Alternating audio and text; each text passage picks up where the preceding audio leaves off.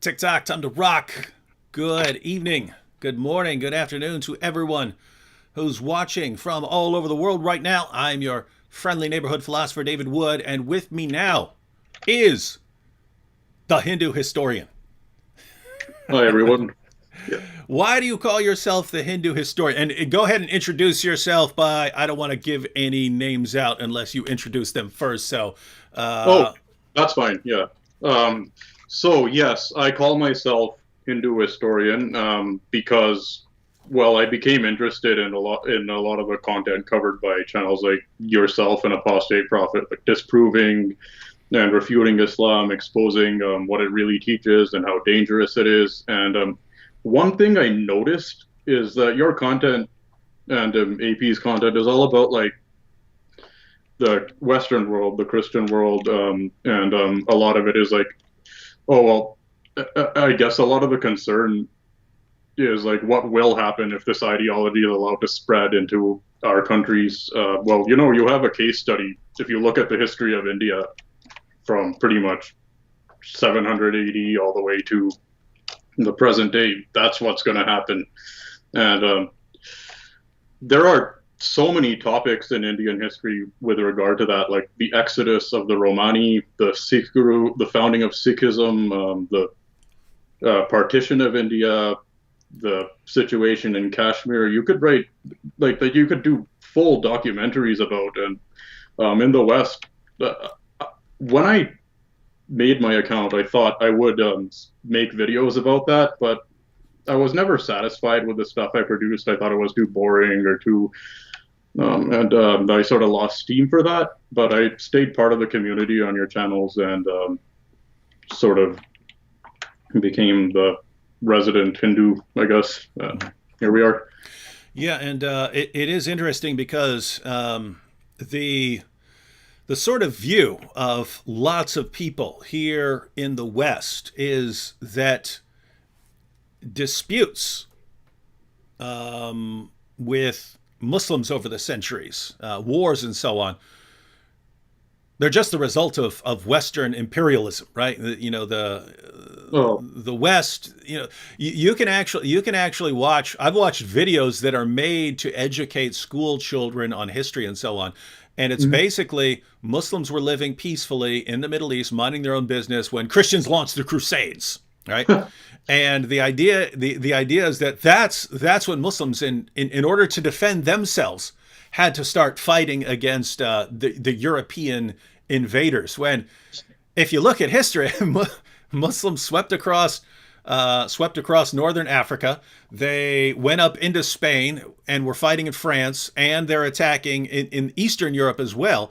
And in order in order to in order to stop that, they said, "Look, we need to take a fight to their territory, and not just have us being constantly on the offensive." So it's what people are taught, and this goes all the way up through college here. This is what you'll see from the media and so on. Yep.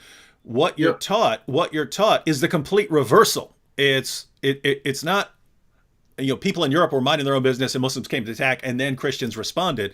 It's Muslims were minding their own business, Christians came and attacked them, and that forced Muslims to defend themselves. So we have that, but it was really built into the thinking of lots of people that the only reason that you have terrorists and terrorist attacks and so on is because of Western aggression. And the problem with that is, have you guys ever heard of the entire rest of the world? Right? Have Yep. you have you seen Africa? Have you seen India? Have you seen any of these places and what has gone there? Because you still have the terrorist attacks, right? I mean, Yep. you have endless terrorist attacks going on in places like Nigeria. You have nonstop terrorist attacks in India, and so it doesn't matter where you go. Islam just tends to produce these kinds of violent reactions, and so it can't simply be a matter of Western imperialism that causes all this stuff. It must be something that is somehow built into the fabric of Islam. So, but Yes. I was going to say, but before we actually, go specifically into this topic, if you wanted to talk, for people who have no familiarity with Islam's interactions with India and so on, Uh, what's it been like? Well, I mean, just terrible, terrible, start to finish.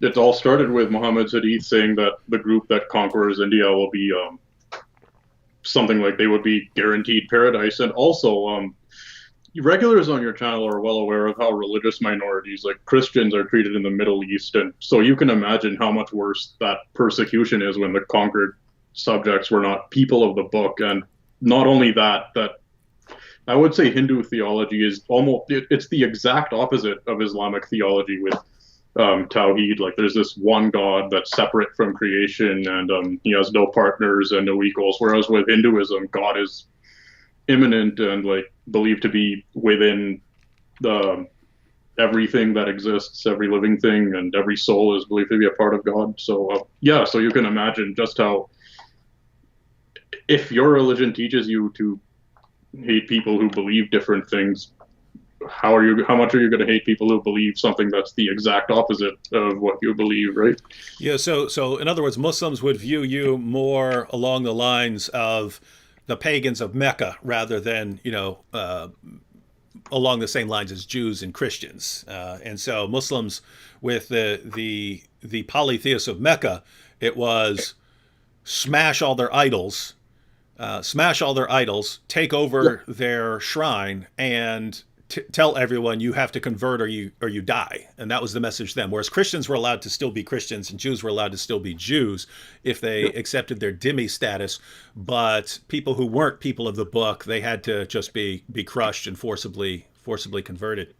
Yes, and even with that people of the book protection, it wasn't a paradise like No, no, it's horrible. anywhere. No, like I mean, they tried to say Andalus was, but that's another thing I've noticed is that they always pick the most obscure things to make their points. Like they know that it'll take a lot of research, or like you need a subscription to JSTOR to look up this article and find out. You know, Yeah. um, yeah, they aim for things that are not common knowledge, just so it's hard to disprove.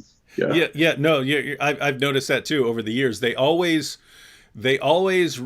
modify their argument to bring it to an area of ignorance, right? They always retreat to an area where there's ignorance about a topic. So at first, when people didn't have the Muslim sources, it's, oh, Muhammad, Muhammad's teachings are so peaceful and tolerant and loving and kind and generous and blah blah blah. And until people start reading them, then they change it, and then it becomes the Andalus, and then people start studying that. It's the same thing with like the preservation of the Quran. The Quran's been perfectly preserved right down to the letter, not a variant anywhere. They said that as long as no one was looking at the manuscripts, until people finally start going and looking at the manuscripts, and now it's, oh, but there are these different kirat, and it was revealed in all these ways, and now we're starting to expose that nonsense, and then it's going to be something else, and it's constantly shifting what their position is to bring it to bring their position into an area where people are ignorant about, until people actually go and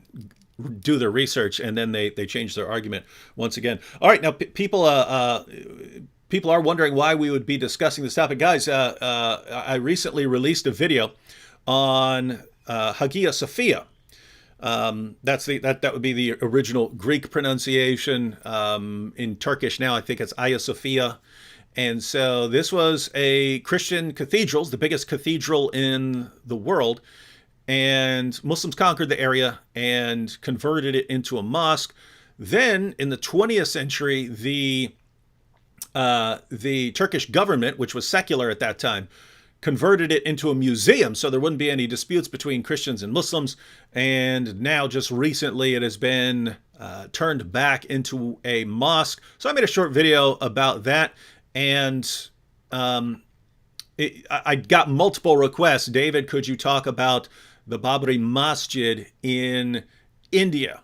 Now, I've seen a little bit of dispute over this, but haven't really studied it in depth, and so that's why I brought Hindu historian on here. So why don't you go ahead and give us the background of the dispute, and I'll go ahead and put a picture up here for a second to show people what we're talking about. Okay. Sure. Would I see it on the video or? You should, yeah. I'll just have it up for maybe a minute or so, just so people can see the mosques. Now, just to be clear, this mosque is no longer there, correct? That's right. It was demolished by a riot in the 1992. Yes, by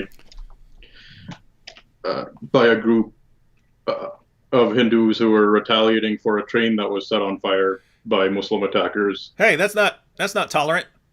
Yeah. What's wrong with you guys? Just Well, what are you referring to the live chat or? no, no, no. I'm talking. I'm messing around saying what people are going to say. That hey, that's not tolerant. Well, oh, okay. Yeah. Yeah, and so you're saying that this was that in retaliation for some Hindus being killed, you said on a train that they went and Yeah. destroyed this mosque. Well, yes. So it was an act of vigilantism. So it was organized.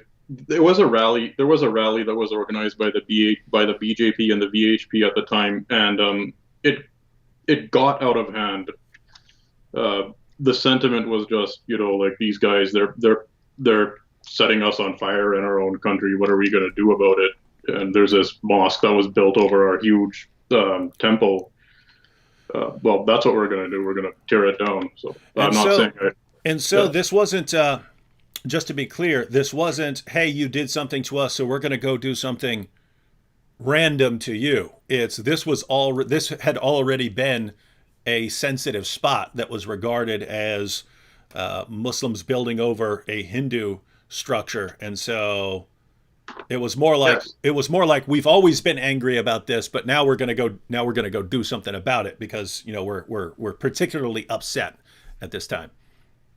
Yes, that is correct, and this is attested. Like we have the writings of Jesuit missionaries such as Joseph Tiefenhiller from the 1760s. This was shortly after the East India Company had just won the Battle of Plassey. They had just taken control, so it wasn't like at this time the British were this big government power that the Hindus could appeal to get their way. It was just starting out, and these Jesuit missionaries are writing that the Hindus at that time already believed that Babur had demolished the Hindu temple that was there to build the Babri Masjid. So you're saying this isn't some modern fabrication, right? Like because anyone could say that. Anyone could say, oh, you're building over there. We actually had something before that was on that piece of property, so it's actually ours. You're saying that this is acknowledged even before the modern period. Yes, that is correct. All right, now why? So, as far as I can tell, Muslims have a mosque. Why don't you go ahead and tell people the location, but also tell people why it's of particular interest to Hindus. Oh yes. So the Babur did build the Babri Masjid over the remains of a Hindu temple, and this temple is believed to be significant to Hindus because they believe it's the birthplace of Lord Rama, who is one of the 10 avatars of Vishnu, and he is widely regarded as one of the greatest Hindu gods of all time. He's one of the favorites of many practicing Hindus, and What he is. was Rama? That was that was the question in Slumdog Millionaire, right? Did you Yes, see Slumdog yes, Millionaire? Okay, yes, I did. In depictions of Lord Rama, what is he seen holding in yeah, his hand? Something like that. Yeah, yeah. yeah. So guys, if you remember, man, that was I got tricked into watching that. I don't know if you remember the commercials, but the commercials made it look like it was this story about some poor guy who becomes a millionaire. And in the commercials they had like the line dancing and stuff, whereas in the movie it was just the line dancing was like at the end. The cast was doing it to celebrate their completion and stuff. It wasn't part of the movie, but they made it all like him being showered with confetti for winning all the millions of dollars. And it was like this super happy, joyous movie of, rags to riches type deal.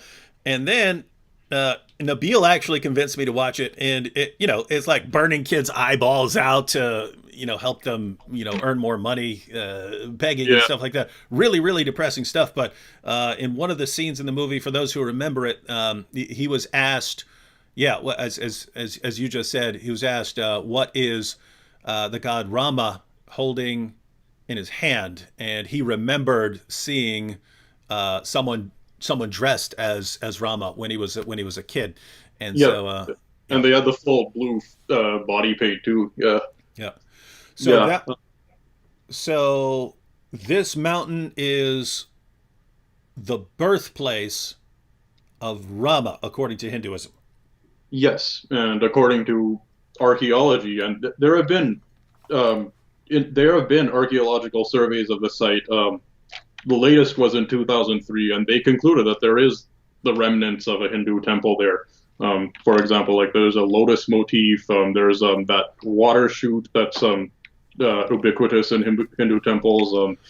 It's quite obvious. And what the response from the Muslim side is that, oh well, just because there's a demolished temple there, that doesn't mean that the temple was demolished and the mosque was built on top of it. Just like, or it wasn't that the temple was demolished to build the mosque. It could have been that the temple was already in ruins. The mosque was built there, but we have we have testimony from independent English and Jesuit missionaries from the time, and also uh, that attest that Hindus believe this was the birthplace of Rama, and also oh, sorry, and, and also given we have access to Babur's memoirs as well, so there were Mughal emperors, to be fair, who were not that bad, like Akbar. But the thing is, the ones that weren't that bad are the ones who didn't take Islam as seriously. Mm-hmm. We have access to Babur's memoirs, and whenever he refers to the locals in India, it's never as like locals or the natives or even subjects. It's always kafir or pagan. So you can tell he had that sentiment of, oh, the kafirs, and also a temple of that importance would not be left to be in ruins. Hindus, even back then, regularly renovated their temples. And something of this importance, like the birthplace of Lord Rama, they're not going to let that just sit and decay. So that's such a weak defense, if you ask me. So this was yeah, and I mean, really, if you just look at the pattern of Islam, the pattern that Islam has followed since the very beginning, it's Mhm. always, oh, what's your main place of worship? We're taking that and making it ours. So that's what they did in Mecca. Then in Jerusalem, what's your main place of worship? Oh, the Temple Mount. Oh, that has to be ours. During the time of Islamic expansion, what is the main Christian place of worship? Oh, it's Hagia Sophia in Constantinople. Oh, we're gonna keep attacking and keep attacking and keep attacking until we Yeah. make that ours and put a mosque there. So that's the pattern we've seen in the Middle East and in the West. So I would just assume that continues on into India, where if they go into an area, I'm assuming it would be, hey, what is the most special place in this area? Oh, it's on that hill over there. Oh yeah, well yeah, that's our new mosque site right there, and so Yep. fits the pattern. Yep. Whatever hurts the most. That's right. All right, so historically, then there was a Hindu temple there. Muslims claim that it had fallen in, maybe it had just fallen apart and wasn't being taken care of, and that so no harm, no foul. And Hindus claim no, it was a temple there. Muslims demolished it and leveled it. You're pointing out that it wouldn't make sense Yes. for Hindus to let a place fall apart like that. But whatever the case may be, it was a mosque for several centuries Yeah. until it was leveled in the 90s. That's correct. Yeah. And what you saw actually in Slumdog Millionaire with that mob attack on uh, it was that's what you were seeing, that mob violence. Oh, wait a minute. Is that why? Is that why? Is that why people were dressed as Rama? Because Yeah. that's what the okay. No, that makes sense. I did not. Yeah, I know now. See, guys, now it all fits together. So in Slumdog Millionaire, it was it was a Muslim family, and the Muslim area was attacked by Hindus, and two little Muslim kids run away, and they see someone dressed as Rama, and this is how he knows. This is how he's able to answer his questions. So the idea of the movie is he keeps getting all of these questions, but he's able to answer them from some tragic event in his life that helped him to know about this. So you're pointing out that's actually sort of historical fiction, and that it's the story's fiction, but it's actually based on that's the event. And okay, and so that's why there was someone dressed as Rama. All right, now see, now I'm learning Yeah. something about film right now. Yeah. And now I actually do have a quote from the Tribune India about that specific defense we were talking about earlier, which is to say, okay, the note, if at all material of any erstwhile temple was used, it was perhaps because it had already crumbled. Her submission was contested by Justice Bobde, who said, "It's highly unlikely that a temple of this importance would be abandoned or allowed to crumble. It must have been demolished. There is and has always been a concept of renovation of temples in Hinduism." So there you have it. Yep. So basically, Hindus would have done their upkeep, making sure this place stays up to code, and so looks like it was demolished. And if Muslims hadn't had a pattern back then of demolishing people's stuff and taking people's stuff and turning it into mosques, then maybe we'd say no, that's totally out of character, but it's perfectly in character for them to do this. All right, well, um, so in the 90s, it was still a mosque, but it was destroyed. So we would assume that Muslims would just rebuild the mosque, and then they would go on with it being a mosque, but that didn't happen. So why don't you tell us what happened? Okay. Yeah. This has been something that's been brought up to the Supreme Court of India since independence almost. It's been this site, whether it should be a Hindu temple or whether the mosque is allowed to stay there. And when it was demolished in 1992, that's when it got serious. Then the BGP came in power, and I don't know if you guys understand this about India, but like in the West, white Christians are considered the privileged in group, and in India, it's the Hindu. So anything to do anything that favors Hindus instead of a minority is considered bad or oppressive. Huh. Yeah, yeah, that's that's how it is. So Oh, when the so hang on. So just to be clear, because this is new stuff. So basically, when I mean Hindus in India going and destroying a mosque would be similar to like a bunch of white people in the United States going and destroying someone's mosque or something like that. It would be perceived as yeah, but I would say in our case that sentiment is a little more justified, I guess. But not saying that it's okay to demolish people's places of worship or yeah. But anything. You're saying you've actually been invaded. We haven't, right? We Yeah, yeah. that's right. Yeah, and then yeah, that's right. With the BJP in power, it's sort of there's another thing. It could have been resolved in the 90s, I think, because there was, or yeah. Hang on one moment.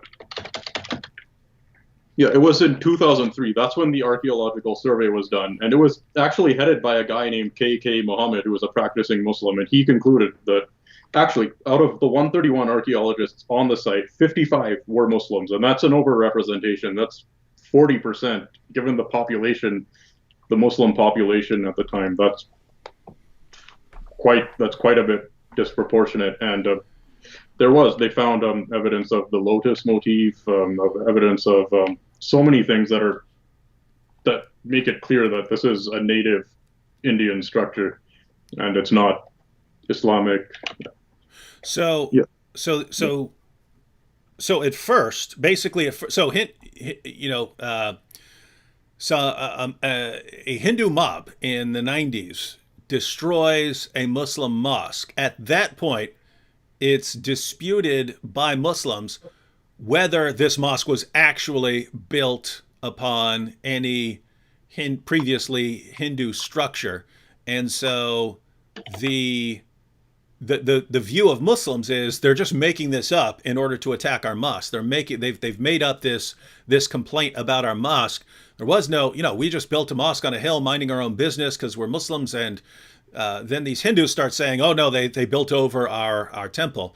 So that's in the 90s, and then so you're saying in the early 2000s they did an archaeological dig to see if there was actually a Hindu structure there before that this mosque was built over. And you're saying around 40% of the team were Muslims, and that the team concluded that no, indeed, there was a Hindu site under the mosque, and the mosque was built over that. That's correct. That's correct. So then the defense was, oh, but just because there's the remains of a demolished temple there, that doesn't mean that the temple was demolished to make way for the mosque, right? Mm-hmm. But I mean, it's Occam's razor almost when you think of like it's Islam. Yeah, I mean, notice, guys, you could say this about anything, right? Someone could go and destroy someone's place of worship right now, build over top of it, and then when someone complains, you say, "No, it was hard. It was already destroyed when I got here." Yeah. Classic defense. It was like that when I got here. So hey, we discovered that there was a destroyed Hindu place underneath this mosque. It was like that when we got here. So we just decided to build over top of it. Yeah, I learned not to. That doesn't work when I was 4 years old, but I guess different standards. Who broke my table? It was like that already. All right. So and what's happened since then? So you could say, okay, there was something there earlier, but that was so long ago. You can't. There's no claim to that now. So we'll just let the Muslims rebuild the mosque. All kinds of directions you could go with this. But what actually happened? Well, I mean, given all the evidence, I mean, there was someone in the chat earlier today who was saying, oh, but the verdict doesn't actually say that there's proof that the temple was demolished to make way for the mosque. But I mean, okay, there's also no proof that any of the churches that covered the Middle East and North Africa, that there aren't any traces of anymore, used to exist, right? There are things like you can't prove it is not a defense for something when you look at the picture, it's quite obvious what happened. I don't know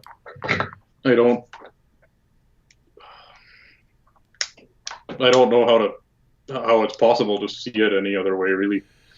Yeah, and I'll say again, if we didn't know that the pattern during that time of the conquering armies, the conquering Muslim armies, if we didn't know that the pattern was to go into an area and say, hey, what's your most significant religious site, and then to build on top of that, to tear it down and build on top of that, or to just take it over and convert it.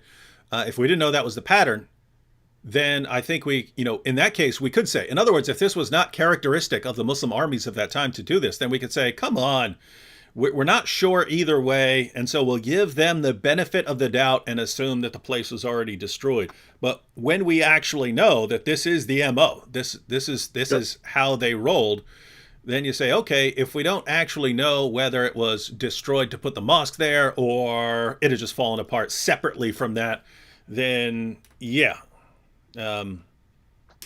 When in doubt, go with what you know about people, and that's what we know about the people. That's what we know about the people of the time. Oh yeah, and to be fair, if there are certain Mughal emperors like Akbar and even certain practicing Muslim ones who I would have thought, if it was under their rule, then I might have taken the claim that it wasn't actually demolished to make way for the mosque a little more seriously. But we have access to the memoirs of Babur and to what his contemporary said, and the one thing that really sticks out to me is that when he refers to the locals of India, does not occur. He does not refer to them as like, well, he always refers to them by religious terms. Like it's always kafir or pagan, and it's never subject or even dhimmi. You know? Uh-huh. Yeah, and that tells you what he thinks about people with different beliefs, for sure. Yeah, that makes sense. All right, so they find out that there was a Hindu temple underneath the mosque. The mosque had been destroyed, and then so Muslims are saying that's their spot and they get to rebuild their mosque, and Hindus are saying no, they destroyed our temple, so we get to build a temple. What this issue ended up before the courts, and it's cool because I think it's cool when it ends up in the courts and people get to present their cases rather than destroying stuff and stuff like that. It's cool. It's cool that it actually ended up as an issue before the court. It's cool that they actually were able to send in a team and investigate and get the actual evidence, so that it's not just people's emotions deciding these issues. But what was the outcome? Well, so the site of the actual temple was granted to build a new Ram temple for Lord Rama on the site, and another 5 acres of land were given to the Sunni Waqf board to build a mosque elsewhere in Ayodhya, the city.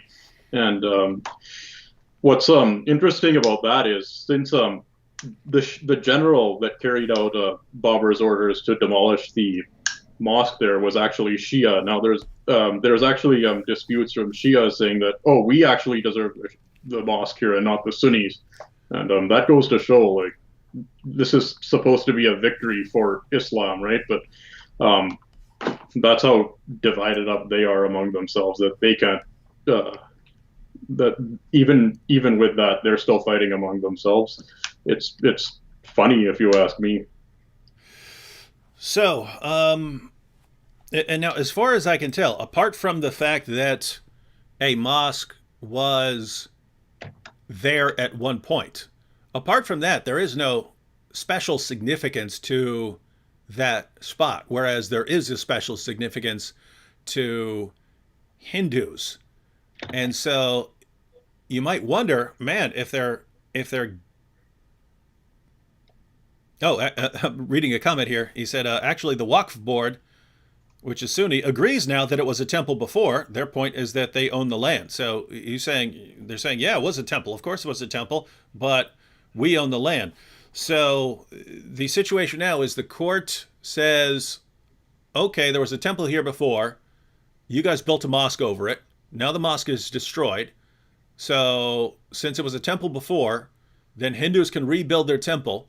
But you Muslims have a right to build your mosque. So here's a piece of land where you can build your mosque. And so that's been the court ruling. And Yeah, so as far as so I guess that has rebuilding started, or is that still kind of I off am and not sure actually. All I know is that once it was granted to the Sunni Waqf board, there was a dispute from a Shia board. That's and I'm not sure what happened with that, other than that there was a dispute. so the now here's the problem. Here's the problem I see. Um, in the Quran, it's Muslims are commanded to drive them out from whence they drove you out, and this is about Mecca, right? It's the Meccans drove you out, and so you have to drive them out from whence they drove you out. Oh yeah, But that verse provides the ideological basis for the idea that Muslims can't relinquish a parcel of land. So for those of you who are wondering, hey, why can't you have peace in Israel? Why can't you have, okay, you guys over here and you guys over here?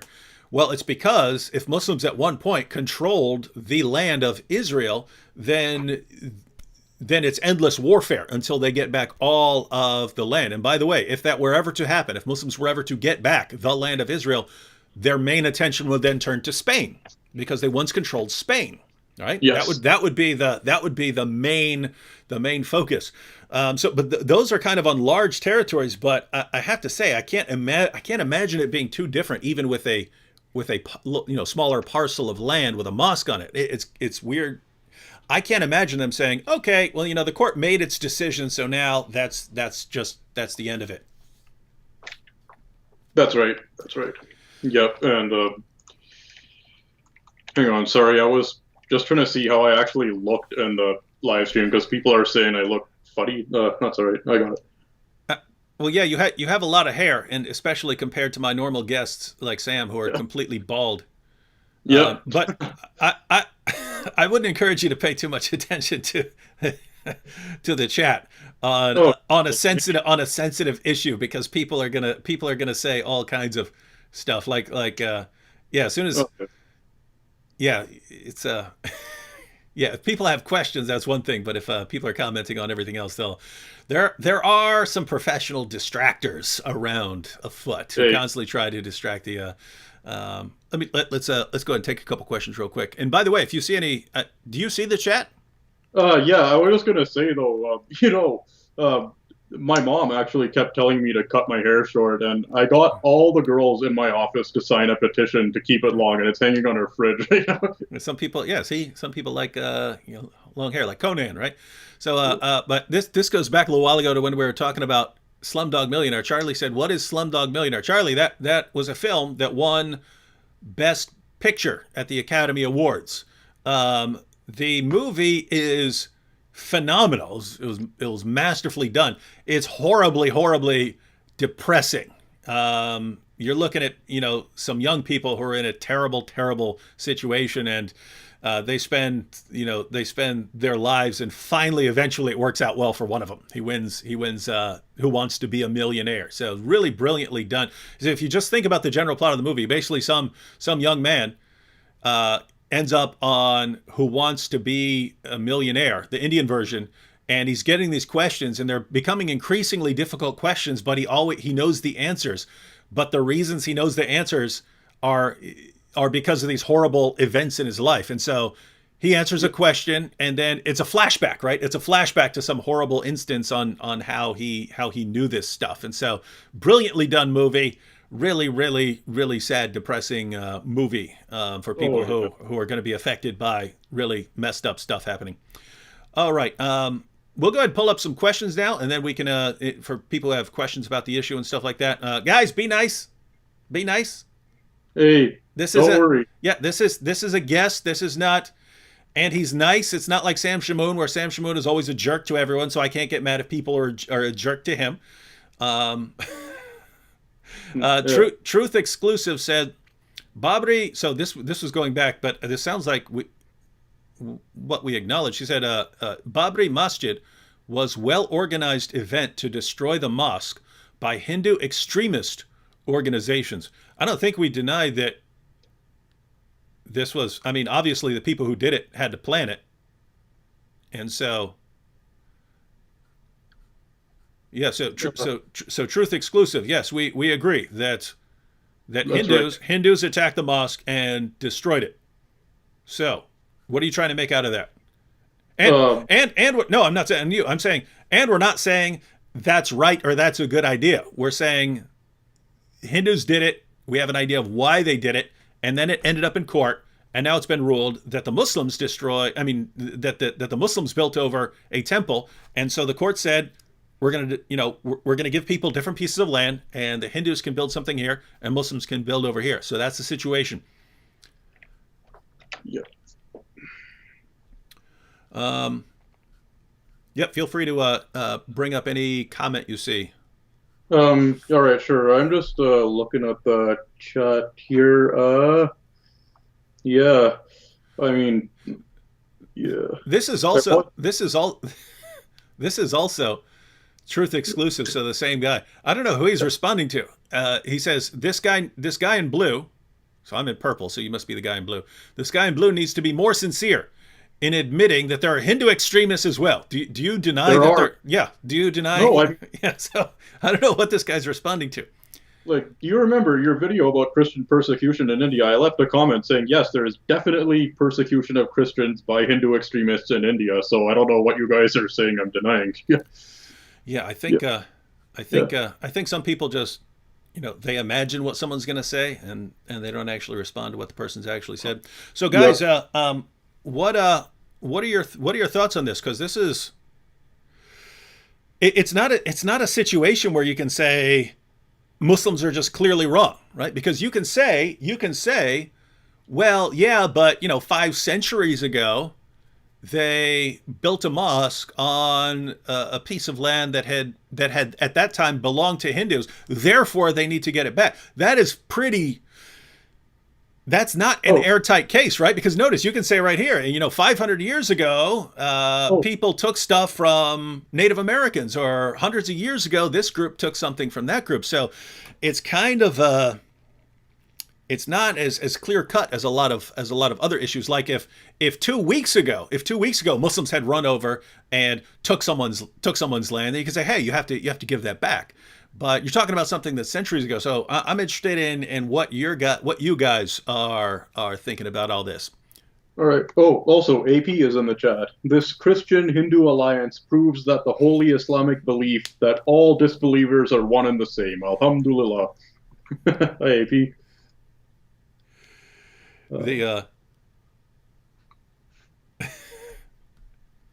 um all right, let's see. So what do you guys all right, now notice we have demonic terror who says the Hindus were there first.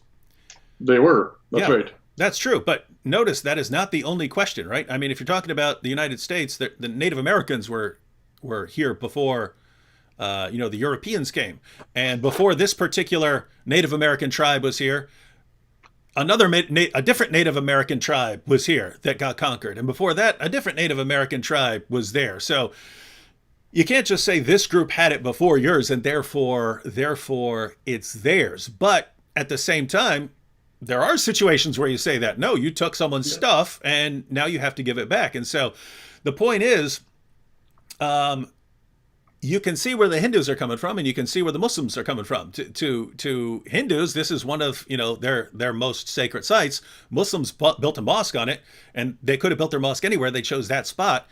Um, it's not a particularly special place to Muslims, so why can't you guys go build somewhere else? And yet Muslims have this doctrine of if they've driven you out of some place, you have to go and fight until you take it back. And so, kind of a messed up situation. So, um, yeah, that's why I'm interested in seeing the makeup Oh, here. oh yeah, and there are certain cases where there were like yeah, where other people were there first. Like if you're aware of how India, like the Indo-European speakers, they came when there was already the Indus Valley civilization, and they it's unclear whether it was destroyed by the Indo-European speakers or if it had already died out. But the point is, like they are foreign. They came in and they sort of took over the country, and um, but when it comes to Islam, that's well, it's different because their goal is always like conquer and be superior and wipe out the unbelievers.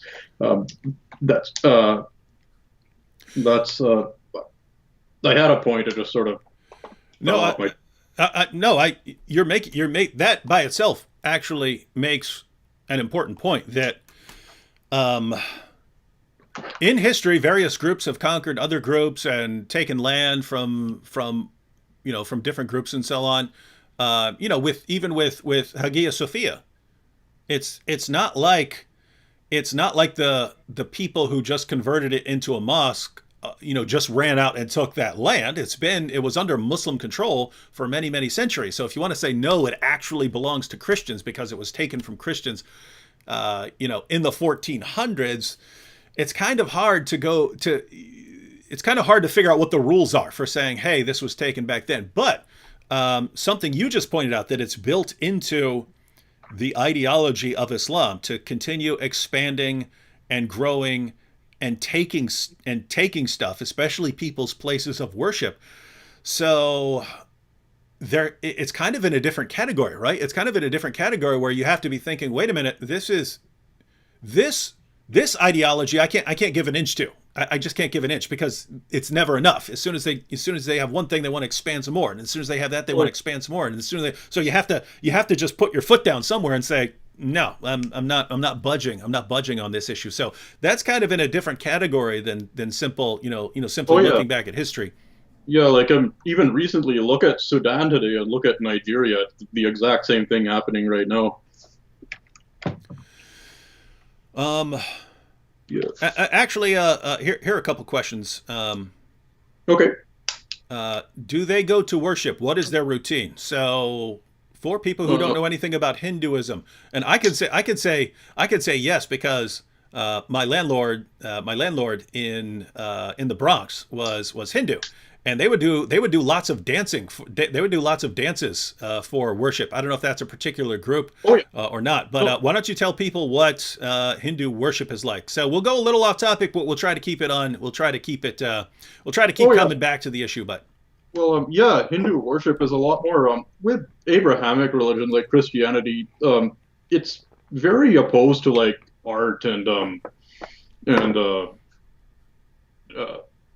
drawing or expressing God. But Hinduism is very, I would say, a lot more colorful. Like you get to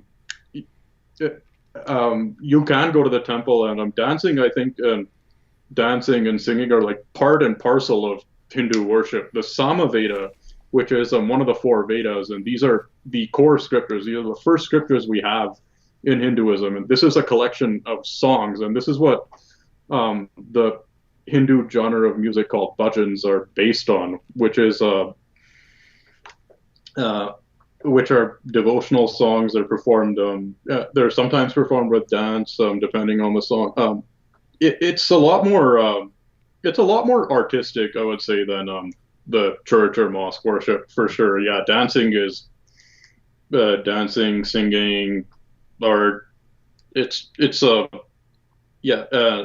As for Hindu worship, you can do it at home if you like. A lot of people only go to temples on special occasions. It's, I mean, you're asking me to explain Hindu worship, and I'm like trying to cover like the main differences. mm. So yeah, am I making sense or? Yeah. So what would like? So do you celebrate like Diwali? I do. So Yes, I do. what would you do for Diwali or for some other particular holiday? Well, I'd get together with my family. We light the diyas. We listen to devotional music together. Sometimes sing music together. And one of the days during Diwali, we will go to the temple. Yes, and take part in the congregation there. Yes. Um, let's see. Yeah. Here, Charlie says Christian missionaries. He might be a troll here. He says Yeah. Christian missionaries Congress convert poor Hindus by brainwashing them. So Yes, we so heard that during your Christian persecution video too. The thing is, I don't know a whole lot about that because I'm not in India and I haven't been to India since my grandpa died when I was 10 years old. So no idea what to say about that. Yeah.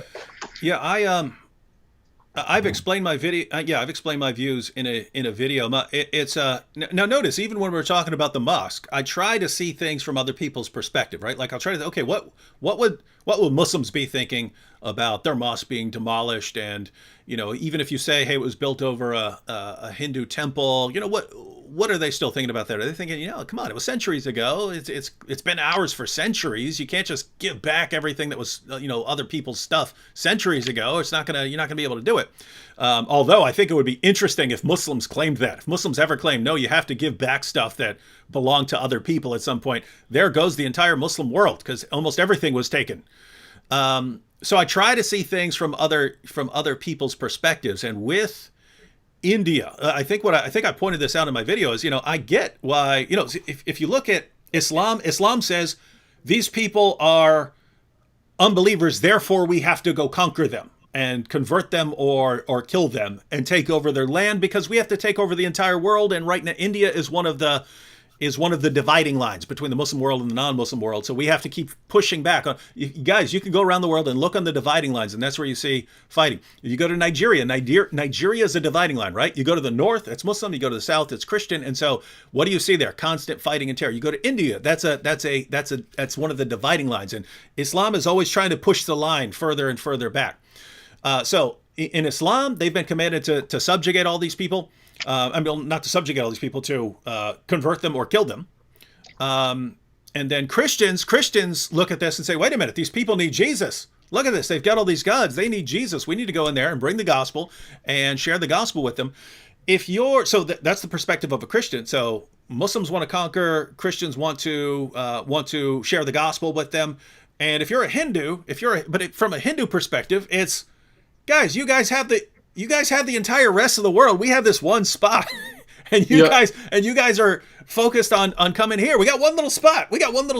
And then you guys keep coming after us. Hindus and Christians. Everyone's coming for our one little spot. It's kind of similar to Israel in that sense, right? That everyone wants that spot. Yes, and I'm glad. Thank you for acknowledging that in your video about India. I appreciate that. Thank you, David. Mm-hmm. Yep.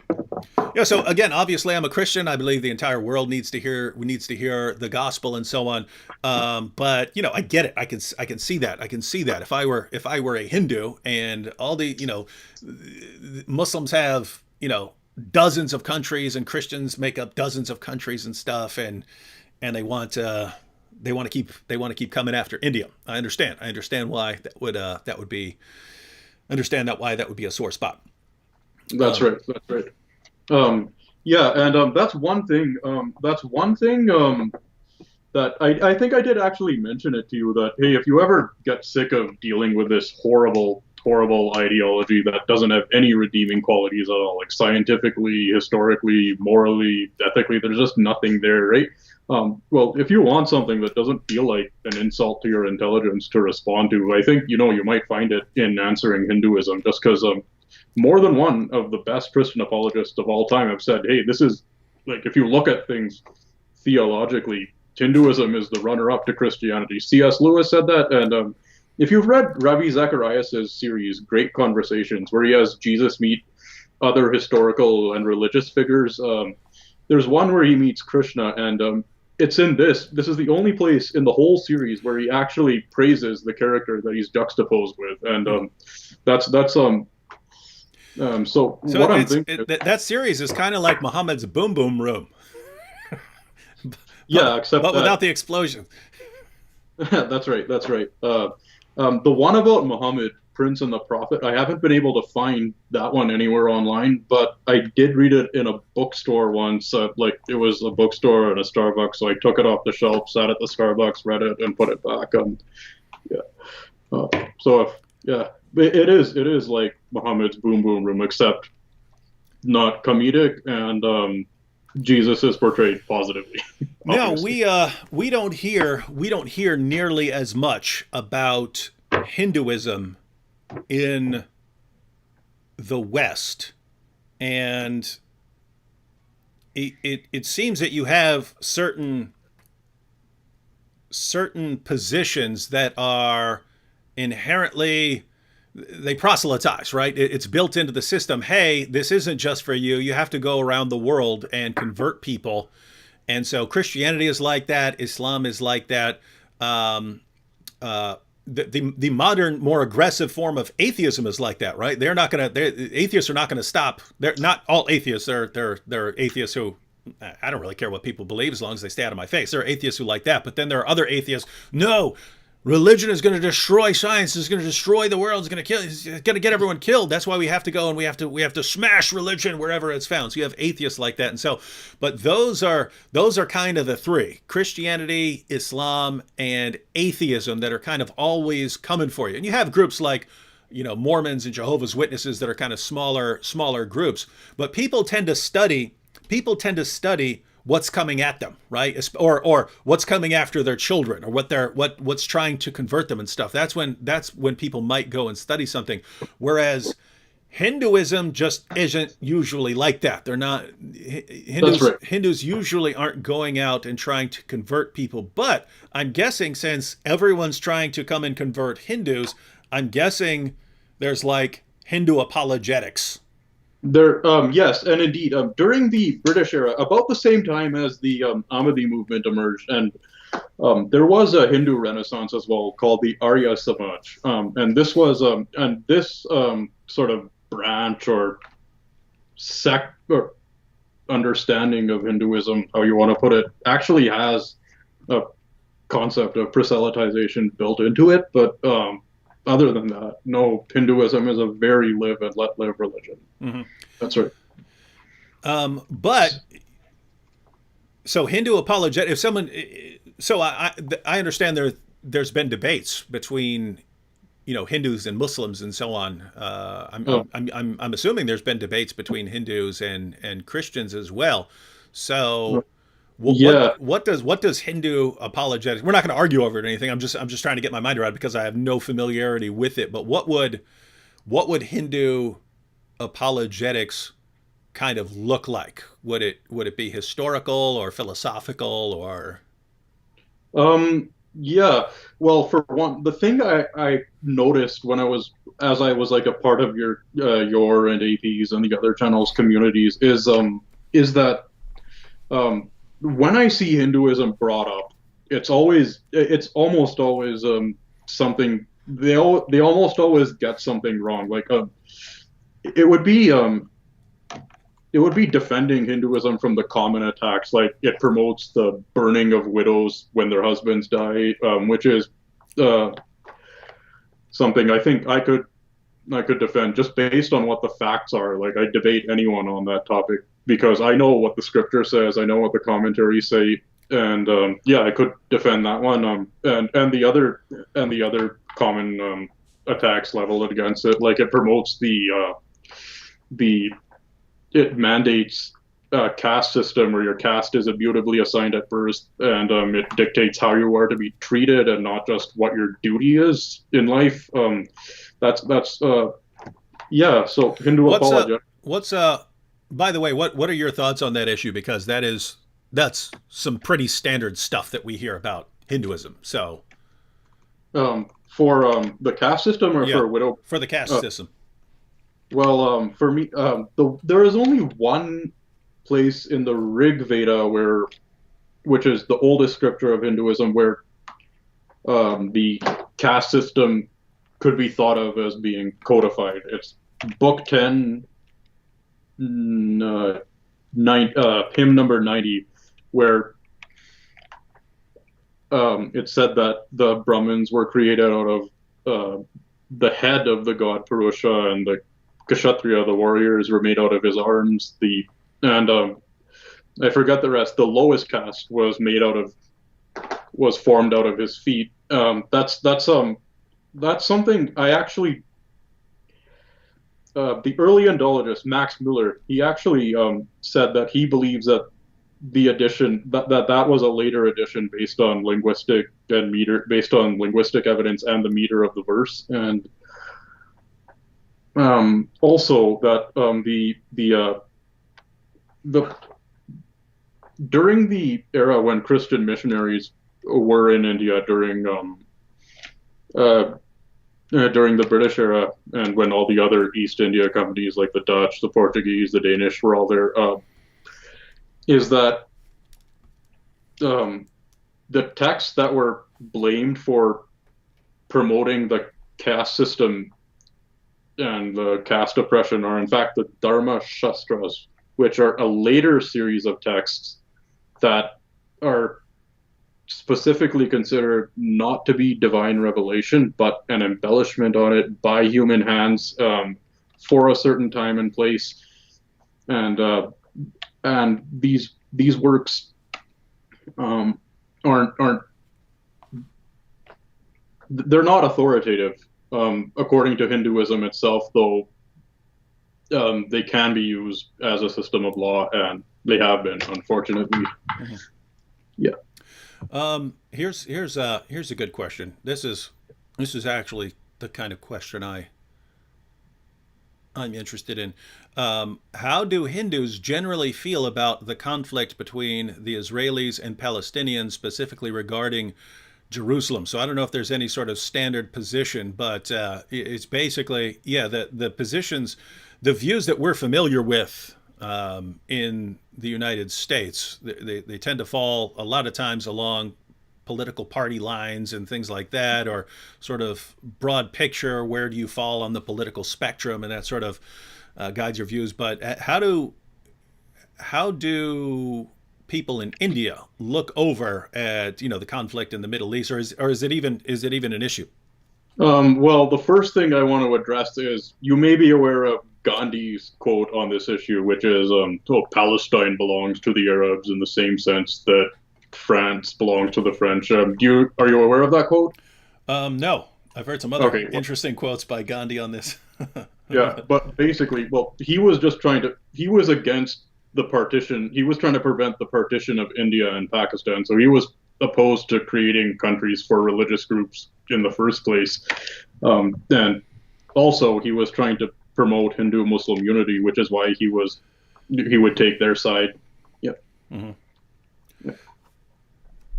Um, so that would be the general perspective in India. No, no, most I think I don't want to say what the general perspective is in India because I don't know, but I think um, Gandhi is just wrong and people shouldn't listen to him. That's Mhm. yeah. What I think is, and there is a lot of pro-Israel sentiment among the Hindus in India as well. So I would assume at least that they would take the Israeli side on all of it. Yeah, I've seen some comments on that. I've seen some comments on that in the chat. So uh, Yes, that's right. The go. I did want to address Gandhi's quote though, because I imagine that's something that would be brought up Mhm. later in the comments, maybe.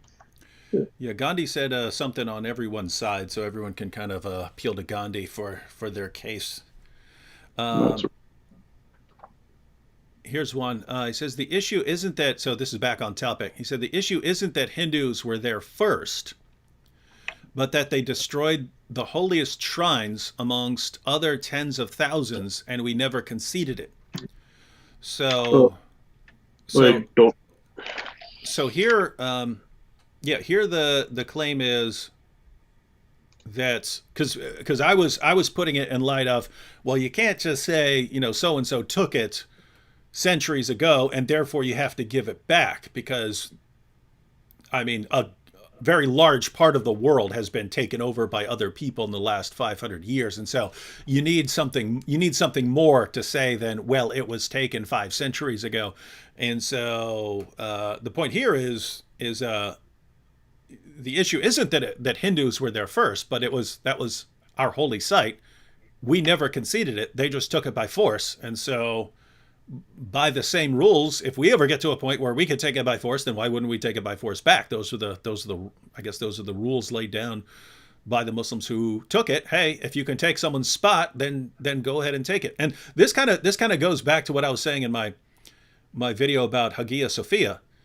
It's okay. You had that land. Do you have the power to turn it back into a mosque? Of course you can. But don't come complaining to me. Don't come complaining to me. Next time someone does something that offends your religion, you guys are making it so that you guys, Muslims in Turkey, are publicly proclaiming that they do not care about hurting anyone's feelings about their religion. Well, great. And so I think the point here could be, well, if Muslims believe that you can go level someone's shrine or temple and build over it, then the same would apply, and therefore they just don't get to complain here. But yeah, so it's, I guess the view here is it was always a Hindu site that was taken temporarily by Muslims, and now the Muslims don't have it anymore. They've been driven off it. So Well, yeah. Well, yeah. I mean, hey, but according to most, well, yeah, I agree. If we can, yeah. But the thing is with Islam, they do believe that they have the right to that land because it's their conquered territory. It's Dar al Islam or whatever they call it, not Dar al Harb anymore. mhm. Yeah. But with Hinduism, there's no such concept of like, oh, um, I would say with Hindus, there is the concept of, okay, India is our one country that we have, and Christians and Muslims have the rest of the world. But within Hinduism, there is no concept of like we were here first, and or like we get to have this because we're the superior group. Whereas with Islam, that's like the core theology. Mm-hmm. Yeah. And Jinx Mim here says, Rama was only born on that one spot. You can't replace it. They want a mosque there for the same reason, symbolic conquest Yeah. of Same with that. symbolic conquest of irreplaceable land. And so, guys, if you haven't been following this closely, it's basically I'm pointing out I pointed out multiple times that you can't always just say, hey, that belonged to us 5 centuries ago, and therefore you have to give us back. The world is changed a lot, and so you need something more. But people have been providing various differences between, this European group conquering that European group and now living in that area of Europe, and it wouldn't make much sense to give it back to the original conquered group or something like that. So Rama was only born in that one spot, but the reason that's built into Islam to take a place like that is we know you can't replace that spot in your religion. We know that's the only spot where you Yeah, believe that's that happened, and therefore we have to have it as a sort of constant reminder of our superiority over you. And if you somehow tear it down and the courts rule that you get it back, well, that's an insult to our superiority. You're denying our superiority. And so tying this together with some things we talked about earlier, that might be a reason, right? With when you have an ideology like this where these things, it's not simply a mosque. If it was simply a mosque, you could build a mosque, a mile away or something like that, right? So it's not just that it's a mosque, this is a symbol of our superiority to you. It's our symbol of our superiority. that's right.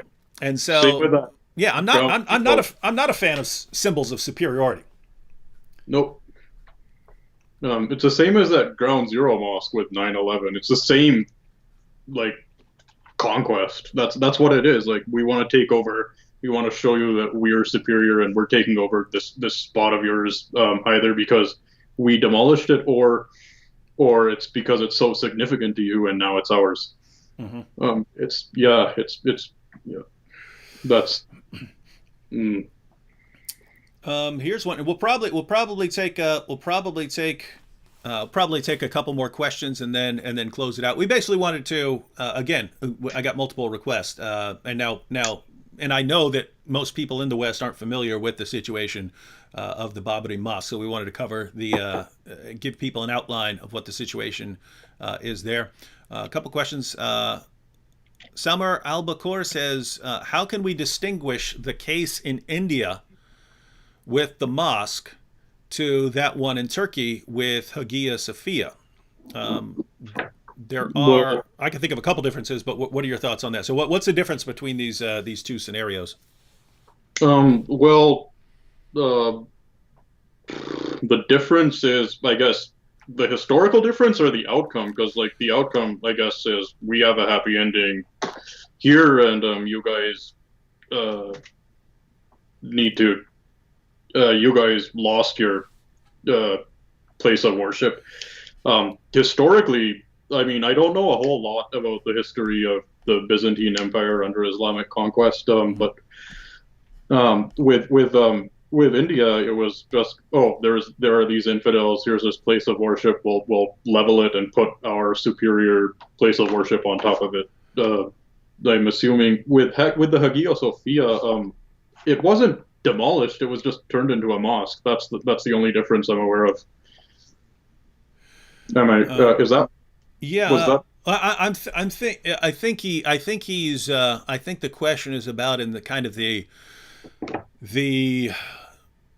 moral grounds on which you're doing something. So I think it's a question of like, well, if you're a Christian and you say that Muslims can't convert that into a mosque because it was a church, how can you say that Hindus can crush this mosque or something like that? So you do the similarities are that was a very, very important holy site to Christians, but Yeah.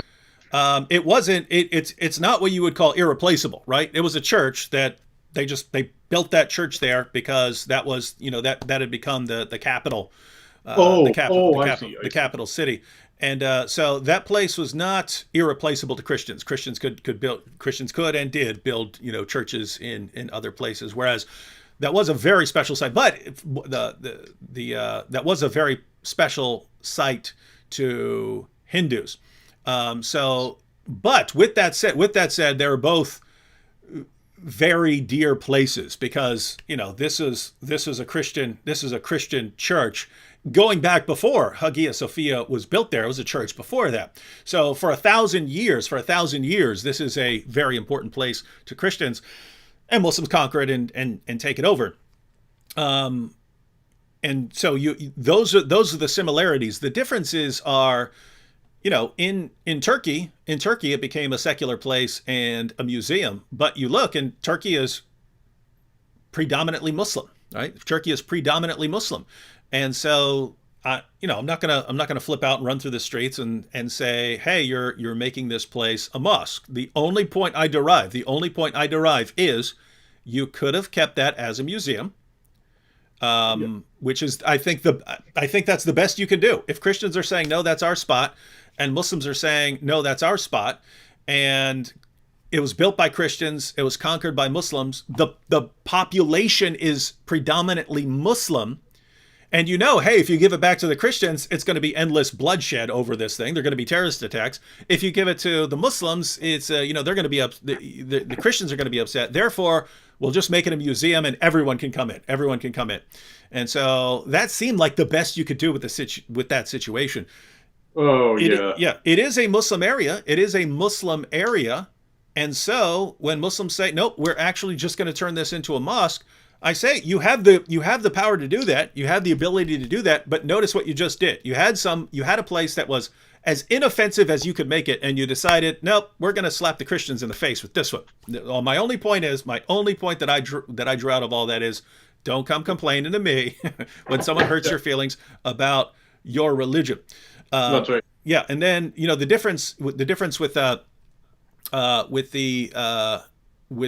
mosque in India is, I'm not sure what the makeup there. What's the makeup there? Is that a predominantly Hindu area, or I believe it's pretty much the same as the whole country, which is a predominantly Hindu, significant Muslim majority, and then a bunch of the other minorities like Christians, Sikhs, and whatnot. Um, However, historically, that site has been important for Muslims because it is the mosque founded by the founder of the Mughal Empire.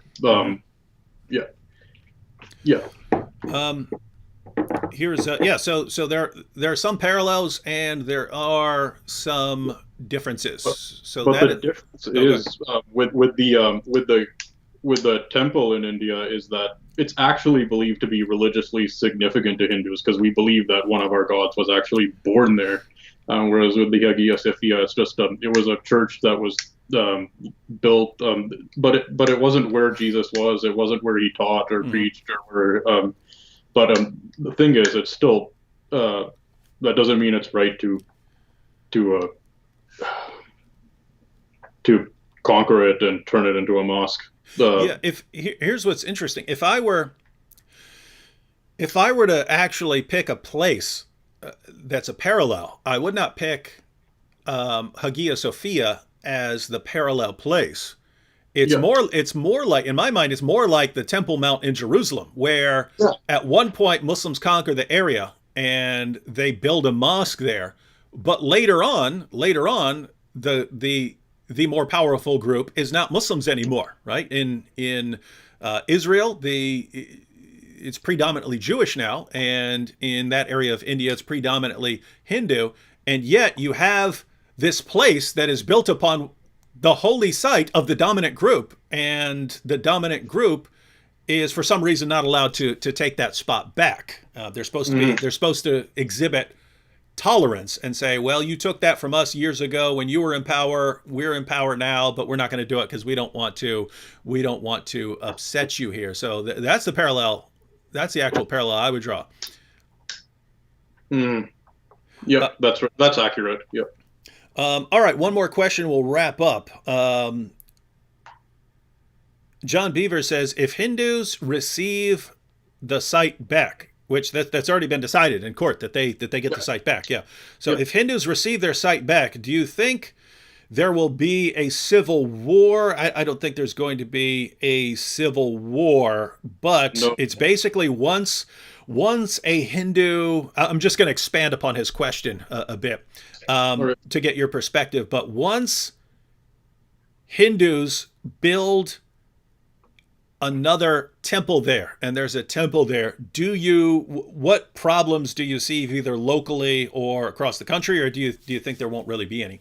Well, it'll be the same problems we always see when something happens to upset the Muslim community, which is, um, well, I mean, which is there's going to be turmoil. There's going to be there might be a terrorist attack. Maybe that's it. I don't think there's going to be a civil war. There might be retaliation against Hindus in Pakistan and Bangladesh. Mm. Yeah. Yeah, so that's an interesting point because we've seen that is also, and to be clear, ladies and gentlemen, we're not talking about all Muslims here. We understand there's different, but there are people in the Muslim community who will randomly attack people. Yep. Like so when Terry Jones, a guy in Florida, announced that he was having a burn the Quran day, there were people killed in Afghanistan over that. Or when cartoons are made about Muhammad, people will be killed in completely different parts of the world. It's like, hey, let's go out and kill any random unbeliever. And so, Yeah, like the Sri Lanka attack against Christians, that was actually done in retaliation for the Christchurch shooting, if you remember that. That was it's like we'll take it out on innocent people who are in the same group as you because that's what our religion teaches, I guess. mhm. Yeah. All right. Well, thanks everyone for joining us. We hope you. There's obviously more detail you could go in, but we hope we got everyone up to speed on a kind of dispute that you might not hear about much in the West. Thanks to Hindu historian for joining us and taking us through that. Any final thoughts or words? Um. Yeah. Hopefully, next time I'll be a little more confident at the beginning. But there we go. You're fine. No, no. Yeah. I think most people are fine. There are people who pick about anything, and again, there are professional distractors, and Yeah. I actually posted one or two, but you were getting compliments for your hair as well. So just so Yeah. you know. Well. Yeah. No, I was just really nervous at the beginning. I've never gone live on YouTube before, so yeah. But all Good. right, cool. Thanks for having me on, David. I'm glad I got to talk to you, and I'm glad I got to be live on your channel. Man, explain some stuff about Hinduism Mhm. for once. Yeah. All right. Well, Oh, no. Oh, go ahead. oh, and I hope we get to go live again soon over a different topic, maybe. I don't know. Yeah. Yeah. Basically, I mean, it kind of sucks, but I do not think we've heard the end of Yeah. Islam in India. So Yeah. I'm sure we will have some more stuff to discuss here in the future. All right, thanks everyone for joining us. I'm not sure when I'll be going live again, but I'll definitely be cranking out videos. Catch you all soon. Awesome. Thanks for having me on, David.